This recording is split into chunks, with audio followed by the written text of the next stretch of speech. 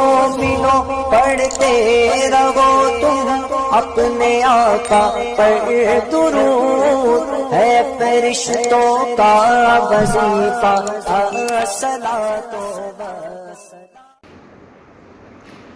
الحمدللہ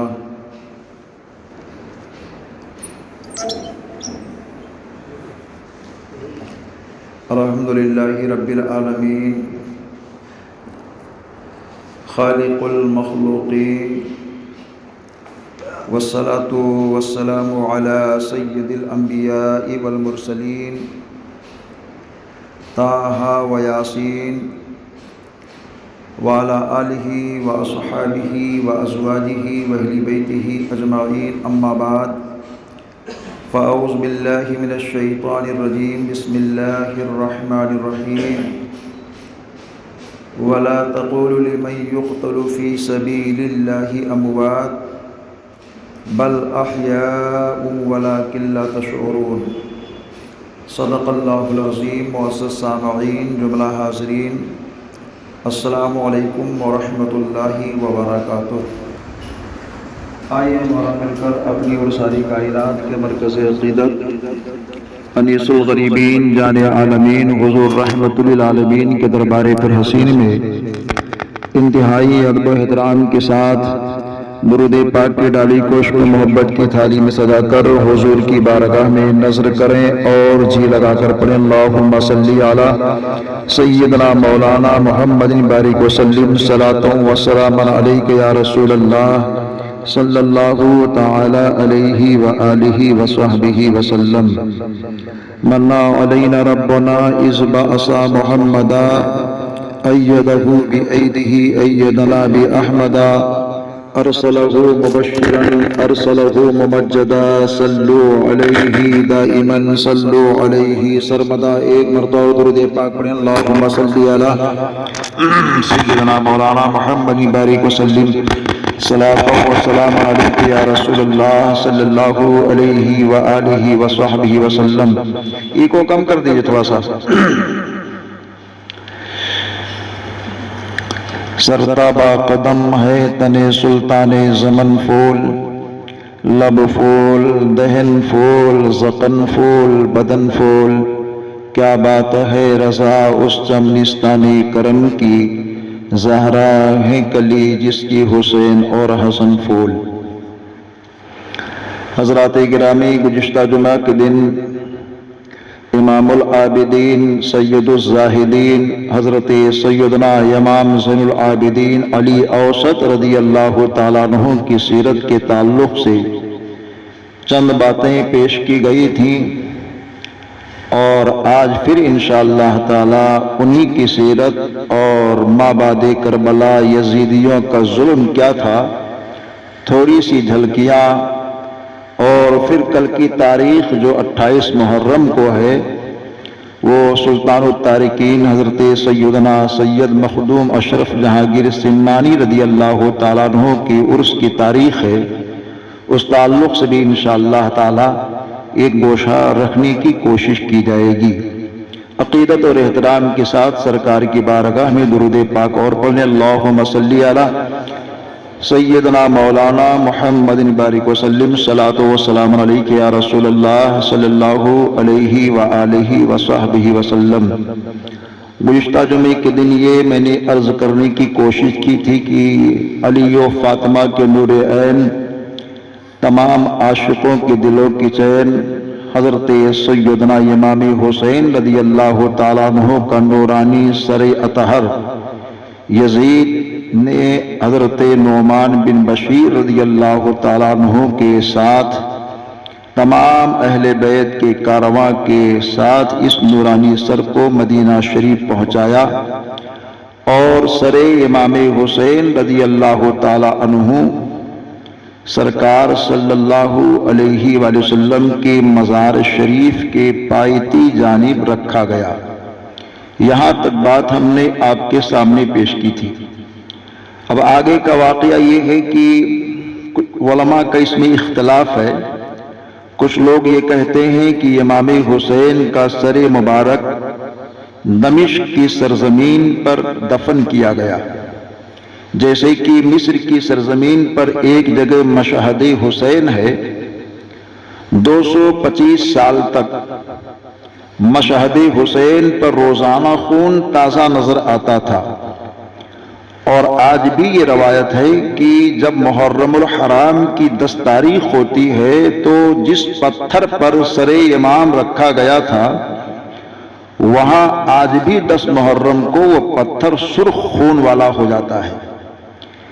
تو کچھ لوگوں کا نظریہ یہ ہے کہ امام حسین رضی اللہ تعالیٰ عنہ کا سر مبارک یہاں دفن کیا گیا، جس کو مشہد حسین کہا جاتا ہے۔ لیکن علماء اہل سنت کا اس پر اتفاق ہے کہ 72 سر تھے، اس میں سے 21 سروں کو وہاں دفن کیا جا سکتا ہے، لیکن امام حسین کا نورانی سر قافلہ کے ساتھ مدینہ شریف پہنچا اور سرکار کے مزار پاک کی پایتی جانب اوپر رکھا گیا، اور امام علی اوسط امام زین العابدین رضی اللہ تعالیٰ عنہ کے صبر کا پیمانہ لبریز ہوا، اور آپ نے اپنے نانا جان سے گفتگو کی، اور میدان کرب و بلا کا ایک ایک واقعہ جو آپ کے نظروں کے سامنے پیش ہوا تھا وہ سرکار سے عریضانہ طور پر عرض کرتے جا رہے، نانا آپ کی نواسی کے ساتھ ایسا ہوا، 6 ماہ کے بھائی کے ساتھ ایسا ہوا، حسن کی نشانی قاسم کی جوانی کے ساتھ ایسا ہوا، سارا سانحہ آپ نے پیش کیا، لمبی گفتگو ہے۔ بہرکیف اس کے بعد میں بتایا گیا کہ جب یہ لوگ مزار شریف پر سرکار کے پہنچنے والے تھے اس سے پہلے اہل مدینہ کو خبر ہو چکی تھی کہ نورانی قافلہ جو کربلا میں شہید ہو گیا وہ اسیران کی شکل میں مدینہ شریف میں آ رہے ہیں۔ تو حضرت محمد بن حنفیہ رضی اللہ تعالیٰ عنہ جو سرکار علی مرتضیٰ مشکل کشا حیدر کرار کی تیسری بیوی کے بیٹے ہیں، وہ اور حضرت ام المومنین ام سلمہ جن کو ہم سب کے آقا دونوں عالم کے سرکار نے کربلا شریف کی مٹی شریف دی تھی، اور یہ کہا تھا یہ مٹی سنبھال کے رکھنا، جب یہ مٹی سرخ ہو جائے خون میں تبدیل ہو جائے تو یہ سمجھنا کہ میرا بیٹا حسین شہید ہو گیا ہے۔ تو ام المومنین حضرت ام سلمہ اور حضرت محمد بن حنفیہ کی قیادت میں اہل مدینہ سب باہر نکلے، اور ان سبوں نے ان سب کا استقبال کیا، اور بتاتی ہیں ام المومنین ام سلمہ اور حضرت محمد بن حنفیہ کی امام زین العابدین کی آواز میں مزار مصطفیٰ پر اتنا درد تھا کہ لگتا ایسا تھا کہ ابھی قیامت قائم ہو جائے گی۔ بعدہ کافی وقفے کے بعد سر امام حسین کو امام زین العابدین نے اٹھایا اور وہاں سے جنت البقیع شریف میں لے گئے، اور سیدہ فاطمہ طیبہ فاطمہ راکعہ فاطمہ زہرا رضی اللہ تعالیٰ عنہ کے مزار شریف اور امام حسن مجتبیٰ کے مزار شریف کے درمیانی حصے میں سر امام حسین کو دفن کیا۔ اس پر ہمارے علماء اہل سنت کا اتفاق ہے، اور یہی روایتیں اکثر محتاط علماء نے تحریر فرمائی ہیں، جس کو ہم سب جانتے ہیں۔ تاریخ کرب و بلا کو پڑھیں گے تو 35 دن تو کوفے کی سرزمین پر انہوں نے سر امام کو رکھا، 8 دن ان لوگوں نے کوفہ سے دمشق تک لے جانے میں لگایا، جگہ جگہ رک کر کے اس طرح کے حالات ہوئے۔ بعدہ یہ قافلہ واپس ہو کر کے کربلا شریف آیا، اور کربلا شریف سے مدینہ شریف پہنچا، ایک لمبا عرصہ لگا، مگر حضرت سیدنا محمد بن حنفیہ یہ کہتے ہیں کہ سر امام حسین کو امام زین العابدین نے جب سیدہ فاطمہ کے قبر اطہر کے پہلو میں دفن کیا تو میری آنکھیں گواہ ہیں کہ میں نے اپنے سر کی آنکھوں سے دیکھا کہ نور پاک مصطفیٰ سر حسین سے ظاہر ہو رہا تھا، اور اس کے بعد میں کہتے ہیں خون کے قطرات بھی تازہ دکھ رہے تھے۔ عام لوگوں کی زندگی دیکھو، یہ خاص اللہ کے محبوب بندے ہیں جنہیں ہم امام حسین کہتے ہیں۔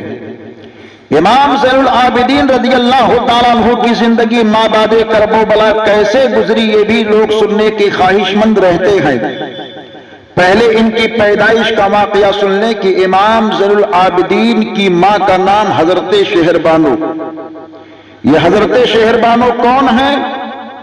جب ایران فتح ہوا تو ایران کی بادشاہ کی بہت محبوب شہزادی قیدی بنا کر حضرت عمر فاروق کے سامنے پیش کی گئی۔ اور بھی عورتیں تھیں اور بھی شہزادیاں تھیں، لیکن سب سے جمال والی، سب سے کمال والی، اور بتاتے ہیں کہ جب یہ قیدی کی شکل میں آئی تو ان کے جسم پر اتنے زیور سونے کے تھے، ہیرے کے تھے کہ ان کا جسم کا ایک بھی حصہ نظر نہیں آتا تھا، زیورات سے مرصع تھی، بہت دیدہ زیب تھی وہ۔ تو بے شمار لوگوں نے کہا کہ امیر المومنین اس وقت جو ہے عمر فاروق رضی اللہ تعالیٰ عنہ ہیں، سب کی خواہشیں یہ تھی کہ ان کا نکاح جو قیدی کی شکل میں آئی ہیں امیر المومنین سے ہو جائے۔ لوگ اپنا اپنا نظریہ پیش کر رہے تھے، لیکن امیر المومنین کہتے ہیں کھڑے ہو کر، یہ چونکہ ایران کے بادشاہ کی شہزادی ہے اور ان کے لیے کسی شہزادے کی ضرورت ہے، کیونکہ ان کی پیشانی کے اندر ایک ذات کو میں چمکتے دیکھ رہا ہوں، اور وہ ذات جو آنے والا ہے کسی شہزادے کی ذات سے آئے گا۔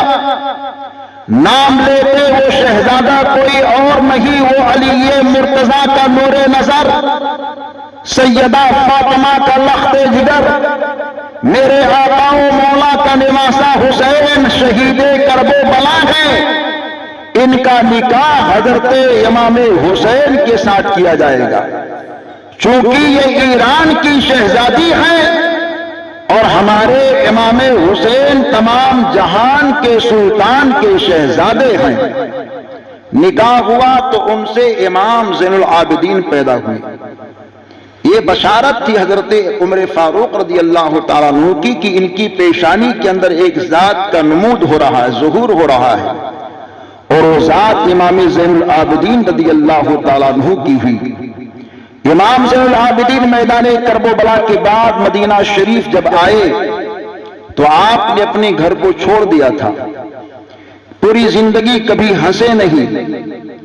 اہل مدینہ یہ کہتے ہیں کہ قصاب لوگ جو ہوتے تھے، جو جانوروں کو ذبح کیا کرتے تھے، گوشت کا کاروبار کرتے تھے، میدان کرب و بلا کے بعد میں انہوں نے اپنی دکانوں پر کپڑے لگانا شروع کر دیا، پردے میں کام کرنا شروع کر دیا۔ کہا کیوں؟ تو بتایا کہ امام زین العابدین کبھی کبھی گلی سے جب نکلتے ہیں اور ان کی نظر کھلی دکانوں پر پڑتی ہے تو آنکھوں سے آنسو بہ نکلتے ہیں اور کہتے ہیں ظالموں یزیدیوں نے ہمارے ابا حضور کے ساتھ ایسے ہی کیا، ہمارے بھائی کے گردن کو ایسے ہی کاٹا۔ تو ان کی محبت میں قصاب جو لوگ تھے ان لوگوں نے دکانوں پر پردہ ڈال دیا، اور امام زین العابدین کہتے تھے اس گھر میں مجھے اب سکون نہیں آتا، جس گھر سے میرے امام گئے ہیں تو ایک آپ نے خیمہ مدینہ شریف سے باہر بنایا، خیمے میں رہتے تھے۔ میدان کرب و بلا کے پہلے حضرت ابو بکر صدیق رضی اللہ تعالیٰ عنہ سے لے کر امام حسن مجتبیٰ تک روحانی خلیفہ اور سیاسی خلیفہ دونوں ایک ہی ہوتے تھے، یعنی مسلمانوں کے امیر روحانی بھی ایک ہوتے تھے، سیاسی بھی ایک ہوتے تھے۔ لیکن میدان کرب و بلا کے بعد میں امام زین العابدین نے سلطنت سے بالکل دوری اختیار کر لی اور روحانیت کو اختیار کر لیا۔ حال ایسا ہوا کہ آپ خیمے کے اندر رہتے تھے تو دور دور سے لوگ آپ کے قریب آیا کرتے تھے۔ بادشاہ کہتا ہے امام علی اوسط، آپ کے اندر کیا کمال کیا جمال ہے کہ کشا کشا لوگ آپ کے پاس آتے ہیں، آپ کے حال کو ہم سمجھ ہی نہیں پائے۔ یہ میں تو یہ جانتا ہوں کہ یہ سورج طلوع ہوتا ہے تو آپ کو سلام کرتا ہے، چاند غروب ہوتا ہے تو آپ کو سلام کرتا ہے۔ کون سی کشش، کون سا کمال آپ کے اندر ہے؟ امام زین العابدین رضی اللہ تعالیٰ عنہ کی محبت میں اہل مدینہ اتنا نذرانہ پیش فرماتے تھے کہ اس خیمے کے اندر صبح سے شام تک جگہ نہیں رہ جاتی تھی. کوئی کھجور لا رہا ہے، کوئی اناج لا رہا ہے، کوئی کیا لا رہا ہے، بہت نذرانہ آتا تھا. لیکن امام زین العابدین کا حال کیا تھا؟ رات میں لباس کو تبدیل فرما کر، چہرے کو ڈھک کر، اپنے پشت پر بوری کو رکھتے تھے اور غریبوں کے گھر کے سامنے لے جا کر کے وہ بوری ڈال کر ایک پرچی لکھ دیتے تھے کہ یہ کسی چور کا مال نہیں ہے، یہ آپ کا حق ہے جو آپ تک دیا گیا ہے، اور آپ کو اختیار کلی ہے، جس انداز سے چاہیں اس کو آپ کھا لیں. یہ راز آپ نے کسی کو بتایا نہیں. لیکن جب انتقال آپ کا ہوا تھا، غسل دیا جا رہا تھا، تو پشت مقدس پر غسل دینے والوں نے جب نشان کو دیکھا تو کہا یہ کوئی اور نہیں تھے، غریبوں کی غمخواری کرنے والے حضرت سیدنا امام زین العابدین تھے، جو غریبوں کی گھروں پر بوجھ اٹھا اٹھا کر کے بوریاں رکھا کرتے تھے. حضرت سیدنا امام زین العابدین رضی اللہ تعالیٰ عنہ خیمے میں رہتے تو آپ مشکیزہ اعلان رکھا کرتے تھے. آپ کا ایک معمول تھا کہ آؤ لوگوں پانی پیو، آؤ لوگوں میرے پاس جو ہو اس کو کھاؤ. لوگ کہتے تھے حضور کیوں ایسا کرتے ہیں؟ کہتے ہیں یزیدیوں نے پانی بند کیا تھا، ہم حسینی ہیں، ہم لوگوں کو پانی پلائیں گے، ہم حسینی ہیں، ہم لوگوں کو کھانا کھلائیں گے. آج بھی کچھ لوگ ہیں جو کھچڑے پر کہتے ہیں کھچڑا مت بناؤ، اس کا ثبوت کہاں ہے؟ ارے ثبوت چاہتے ہو تو مجھ سے نہیں، صاحب اوراق غم سے پوچھو، تفسیر الحسنات کا مطالعہ کرو. کھچڑا بنائے ہم تو ان کو بخار آ جائے، کہتے یہ حضور کے دور میں تھا نہیں ناجائز، سبیل حضور کے دور میں تھی نہیں ناجائز، فلاں کام حضور کے دور میں تھا نہیں ناجائز. ہم کہتے ہیں نادان تو بھی حضور کے دور میں نہیں تھا تو کیا تو بھی ناجائز ہے؟ تیرا باپ بھی حضور کے دور میں نہیں تھا، کیا تیرا باپ بھی ناجائز کی اولاد ہے؟ اے ناجائز کے فتوے دینے والوں، کتابوں کا مطالعہ کرو، کہاں سے کھچڑے کا ثبوت ہے؟ کھچڑے کا ثبوت دو روایتوں سے ملا کرتا ہے.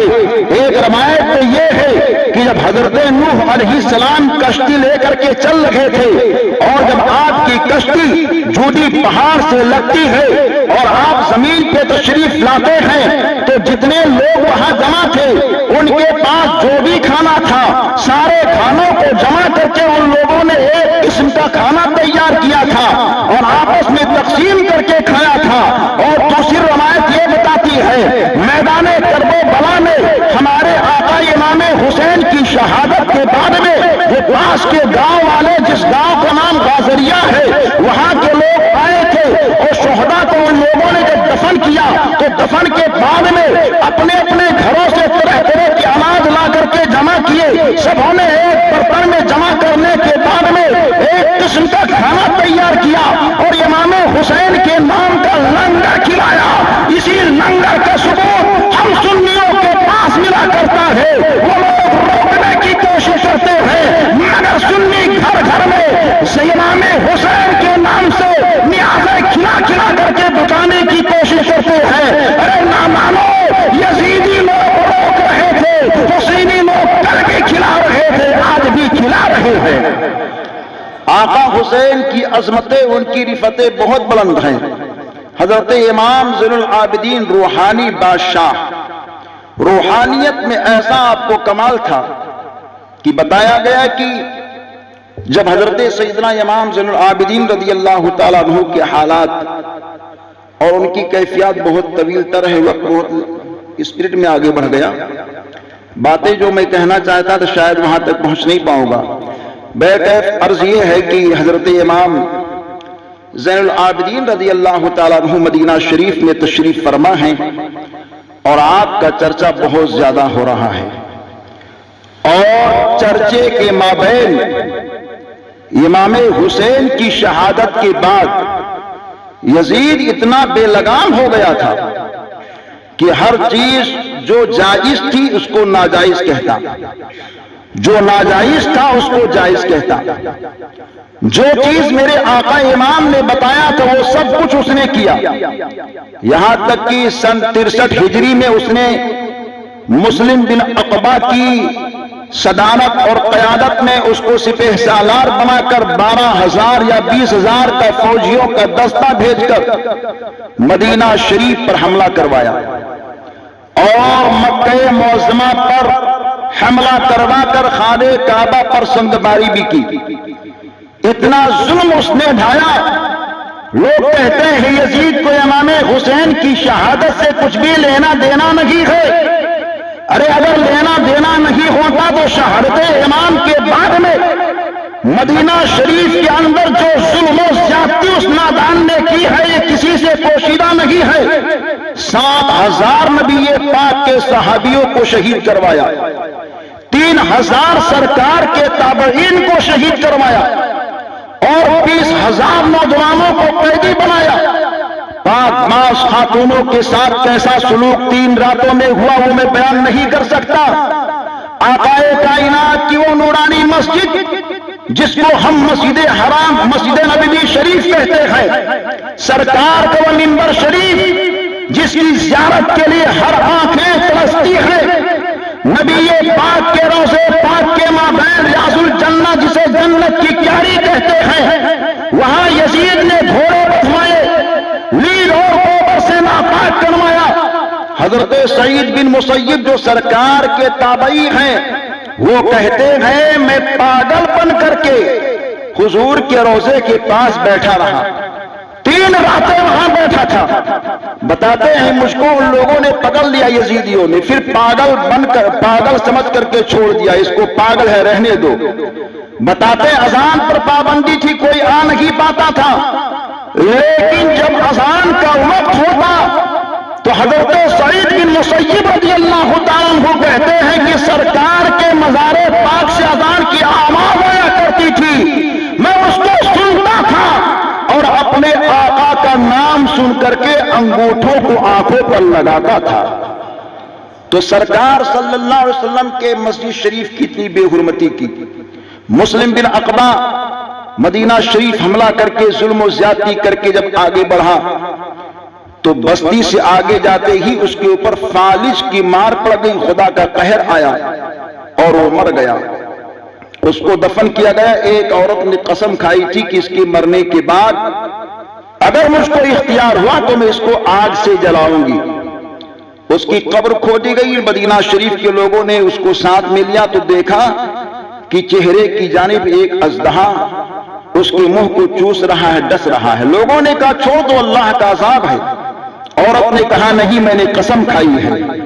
پیر کی جانب دیکھا تو پیر کی جانب بھی دوسرا اژدہا لگا ہوا ہے۔ لوگوں نے کہا چھوڑ دے عورت، یہ تو بہت عذاب میں مبتلا ہے۔ عورت نے کہا نہیں نہیں، میں نے قسم کھائی ہے۔ تو لوگوں نے کہا آخر اژدہا سے ہم لوگ اس کی لاش کو نکالیں گے کیسے؟ کہا مجھ کو وضو کرنے دو، نماز پڑھنے دو۔ عورت نے وضو کی، نماز پڑھی، دعا کی، یا اللہ تو میرے دل کے حال کو جانتا ہے، میں نے کی جانتا ہے کہ میں نے کس وجہ سے قسم کھائی ہے۔ جیسے ہی اس نے دعا کی، اژدہا دونوں روپوش اس کی لاش کو نکالا اور لوگوں نے اس کو آگ میں جلایا۔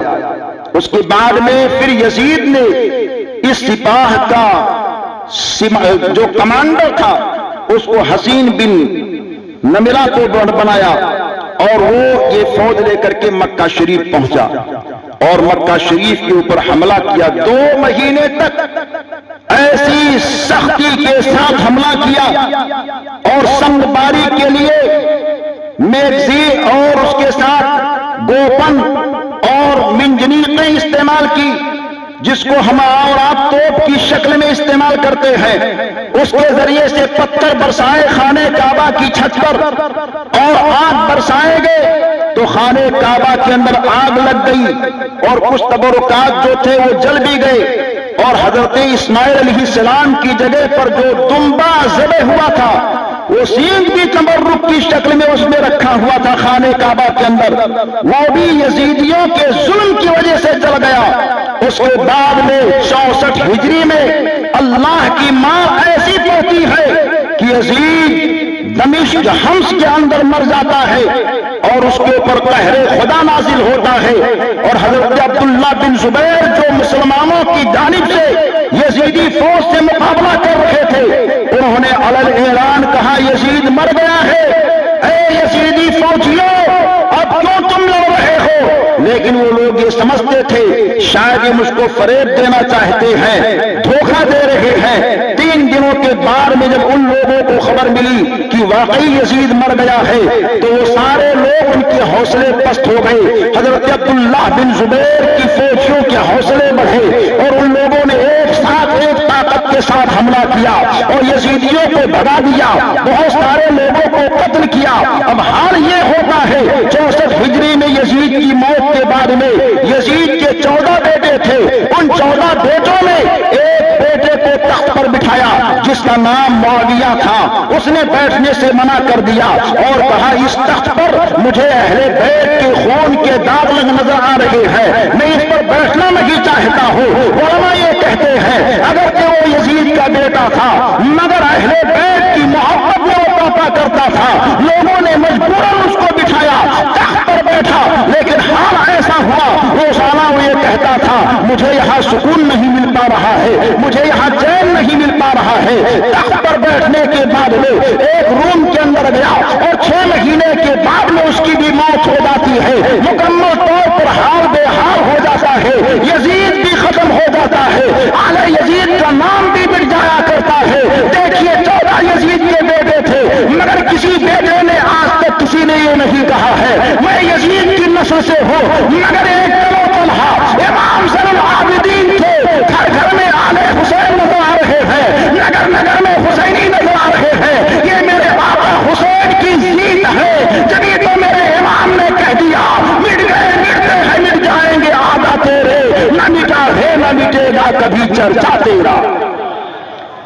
یزیدی لوگ سب کے سب ختم ہو گئے۔ اب آنے والا جو واقعہ ہے بڑا بہتر اور آپ کی خوشی کا ہے، وہ انشاءاللہ آنے والے جمعے کو ہم پیش کریں گے کہ یزیدیوں کو کس طرح مختار بن اویس ثقفی نے مارا اور حضرت محمد بن حنفیہ کی سرپرستی مختار بن اویس ثقفی کو حاصل ہوئی اور 1,40,000 یزیدیوں کو مارا، کیسے دوڑا دوڑا کے مارا۔ انشاءاللہ خوشی آپ سب کو ہوگی۔ حضرت سیدنا امام زین العابدین کا ایک واقعہ کہ اللہ نے آپ کو کتنی طاقت دی تھی کہ جب یزید کی موت ہوگی تو حضرت عبداللہ بن زبیر رضی اللہ تعالیٰ عنہ کے ہاتھ پر اہل عراق، اہل ایران اور کچھ علاقے کے لوگوں نے بیعت کر لیا، مگر مصر اور شام کے لوگوں نے بیعت نہیں کیا تھا۔